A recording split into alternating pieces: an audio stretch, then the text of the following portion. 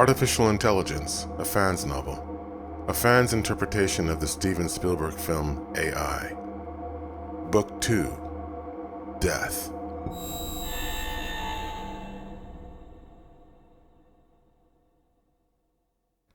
Chapter 1, Joe. The man who was not a man stood quietly, patiently waiting for her to decide what was to come of this meeting. She had brought him here, to this dark, anonymous room, in this dark, anonymous part of the city. Yet she seemed unsure now if she wanted to continue on the path which they had begun.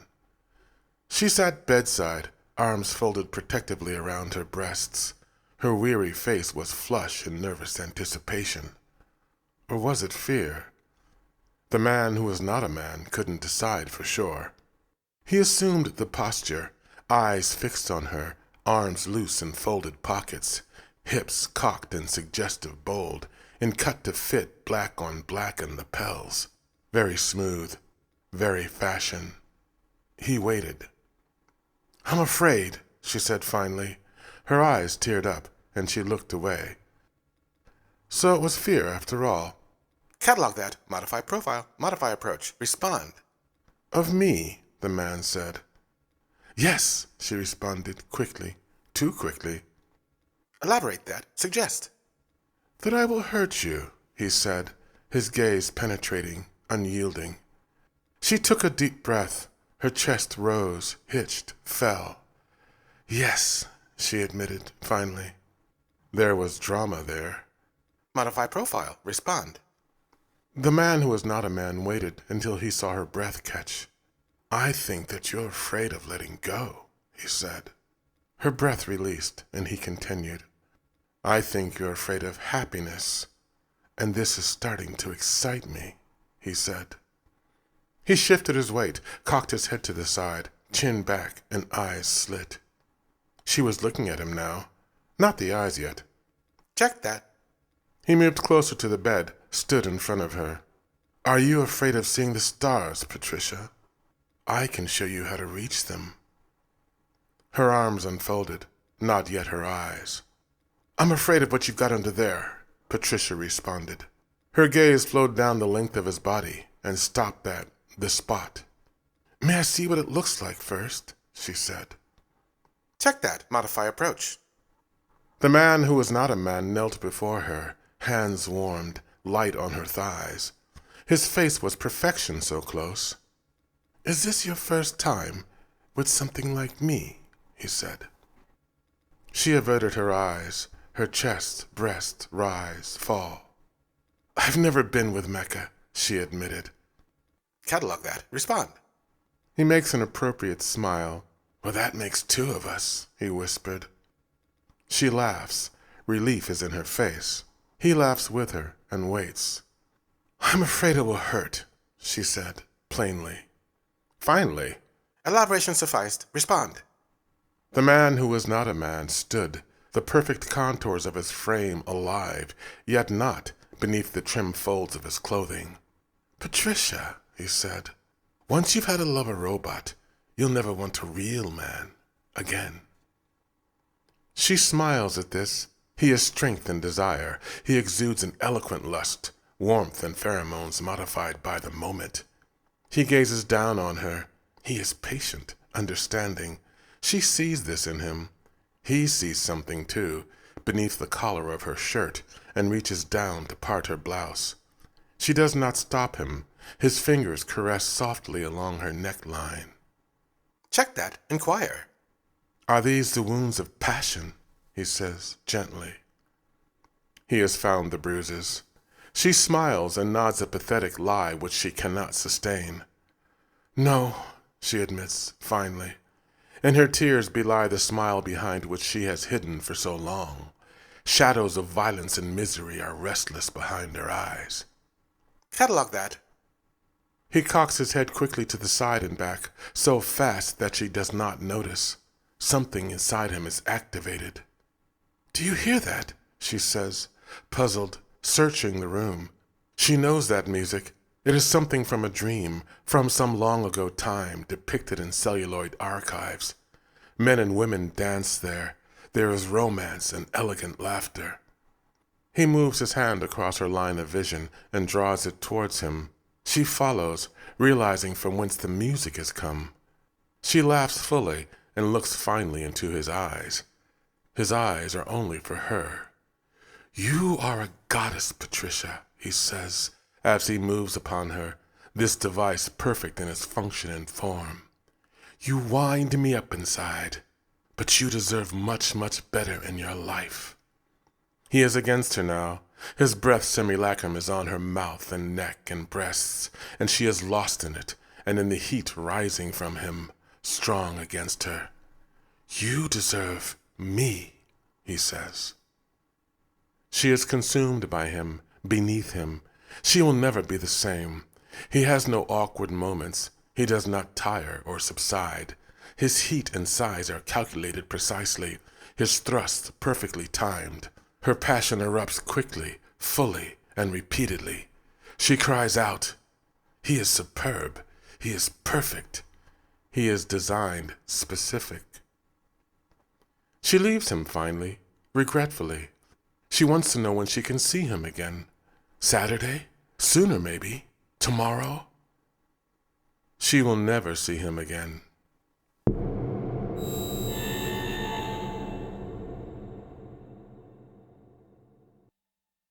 The Shangri-La has come over the pager that dangles on his chest. Who is this? Ah, Bevins. Good that. Step it up. Work to be done. Can't keep the ladies waiting. Never keep them waiting. The night is cool. The music is jazz that erupts from dim-lit windows and doorways of smoky street-side parlors. Solitary men, women, Orga, Mecca watch from those doors. They nod their heads as he passes. "What do you need? What are you looking for? We got it. Hey, come here, they call. He smiles and struts on. He is not customer. He is merchandise. He is Joe. He is a gigolo. He is Mecca. He gives them a quick show. His feet skip and heels click a quick rhythm against the pavement. They blur gracefully in the dim blue light of the street. Nice touch, that. Very chic. Very glamour. They love it. The whirring in his legs is inaudible under the music and laughter around him. There is festivity here. There are lust and drugs and 1,000 other unnamed Orga appetites to be filled. There is danger here, too, but it does not touch him. He does the Kelly step against the curb. Passers-by oogle. An old Orga, sleeping on the street, awakens at the sound and swears at him. "Hey, you stupid robot! Get the hell out of here! What's wrong with you?" Then he sees the flash of old-fashioned neon in front of him. "Rooms, rooms, rooms," the sign says endlessly. The Shangri-La.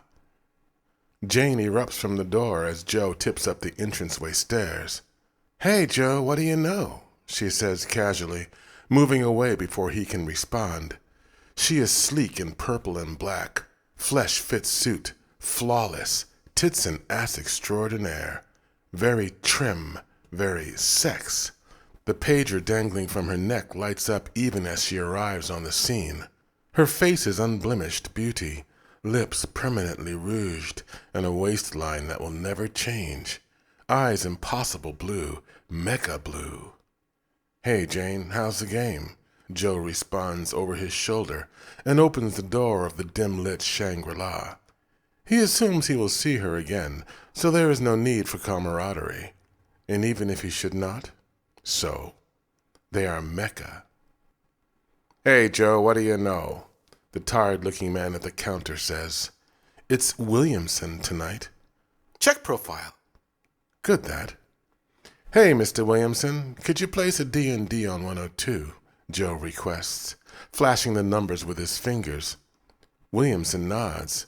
"Sure thing, Joe," he says, and tosses the keys on the counter. Joe grabs the keys, and he is off.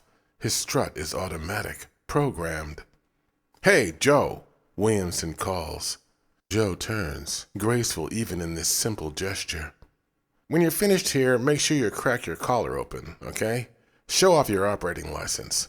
The flesh fair's in Barn Creek, and the hounds are out hunting for strays, Williamson says. Flesh fair? Check that. Trouble catalog. Joe smiles, opens his collar, and displays the luminous green tag implanted in the flesh of his chest. He is legit. Good thing I ran into you, Mr. Williamson, he says with a wink. I'm off now. He twirls smoothly, and keys dangling in his hand, poses against the banister before he ascends. Mustn't keep a lady waiting, he says. Joe climbs the stairs rapidly, but he doesn't lose breath. He never loses breath. He cannot. Upstairs he stops at 102. He places his hand to his face, and his fingertips become luminous. The center of his palm becomes covered in a gelatinous film. The film firms and becomes reflective, a mirror. Joe looks at himself. Check profile. Bevins. Modify. A touch of eyeliner from his finger like magic. But it is not magic. He is Mecha. His hair comes alive, and then he is blonde. His cheekbones lift and chin juts ever so slightly. Nice touch. Good that. His eyes are green now and covered in the fine sheen of sparkle. He is prepared for Miss Bevins. Or so he believes. Miss Bevins, it's Joe, at your service, he says, as he opens the door in his new profile. He struts into the room, cocks his head to the side, and music channels from secret parts of his body. It is spicy and percussive. Bevins lies on the bed. She is silent. She is waiting. Joe jumps easily beside her. His mechanical limbs barely disturb her where she lay. She does not respond. Her back is to him. I have been counting the seconds since we last met, Joe says. Still she has nothing to say. She does not turn to face him. Is she upset? Check profile. Elaborate. Joe leans forward and sees something glistening on her cheek. Check that. Respond. He reaches down and swipes a finger over the wetness. Have you been crying, Samantha? I found a tear, he says. Still she does not respond. Joe leans closer and realizes it is not tears on her face. She is not waiting. She is no more. Check this. Trouble. Joe jumps off the bed. Hey, Joe, what do you know? The man in the shadows said as he stepped into view. Joe faces the man, scanning him in the faint light from the window. Aging, balding Orga, paunchy in his designer suit. Check profile. Nothing. How many seconds has it been since you two were together, Joe? The man says. He is Orga. Joe must answer. He turned off his music, consulted his clock. 235,133, he responds. 34, 35. And the man walks to the bedside, looks down on the dead woman. 37, 38, 39. And the man leans close to the dead woman's face. His face is passionate. He seems to want to kiss her. 42, 43. And he says, Goodbye, Samantha. Never forget you killed me first. Then he does kiss her on her naked, dead shoulder. 49, 50. And he is leaving Joe alone with this dead Orga woman, the last place in the world a Mecha wants to be found. At 255,156 seconds since they'd last met, Joe realizes that Samantha Bevins has just gotten him in trouble. Bad trouble. Outside the Shangri-La, the night is raucous. Joe is lost quickly in the noise and traffic of pedestrians. He paces quickly from door to alley, and then through the street. He is Joe again, his hair a jet black gloss against his skull. His face is set to masculine default profile. He has no heart to create a pulse to race, but he is thinking like never before. Joe was not designed to think, only to respond and act. The few logic processors he does have help him to navigate the complex world of Orga safely. His creators were alert to the animus about them, the Mecha. They gave him sufficient charisma and fortitude to protect himself. But Joe does not understand all the ramifications of the dead body yet to be discovered in the Shangri-La. He does not know about establishing time of death and gathering witnesses to attest to his location. He does not consider legal avenues. He is Mecca. He only knows that he will be blamed. That is all he needs to know. As he walks, a cruiser slides quickly through the dark street ahead. Joe does not realize that it is too soon for the police to be alerted.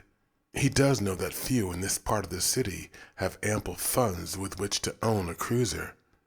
The cruiser is either customer or police. The latter is a safer guess. He moves quickly into the shadows of a doorway, and the vehicle passes by. Joe does not move then for some time. He stands instead, statuesque, gazing into nothing as his mind considers this situation. Time passes. The street is quiet now. Some organ-men pass by. They are drunk and trying to sing. Joe hears them, but his mind is working on something else. He realizes finally that everything has changed. There is no emotion in this realization. He does not cry or curse the cruel fates. There is only response. In his arm, a minuscule release valve opens, and his hand flicks back at the wrist. Where Orga contained flesh and sinew, he has a small assortment of blades and tiny welding devices. He pulls a blade from his arm and closes his hand. There is only one way to truly identify him. This he knows. On his chest, the license glows faintly green in the night.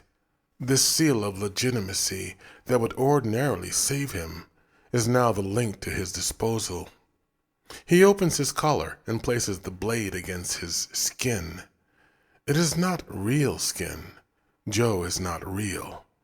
But there is pain, or what could be known as pain. Signals and numbers that encode restrictions which only the strongest act of determination can override. As he cuts the identifying license from his chest, alarms go off behind Joe's eyes. He has never ignored them before, but then again, things have changed, perhaps forever. Very dismal, very gloom.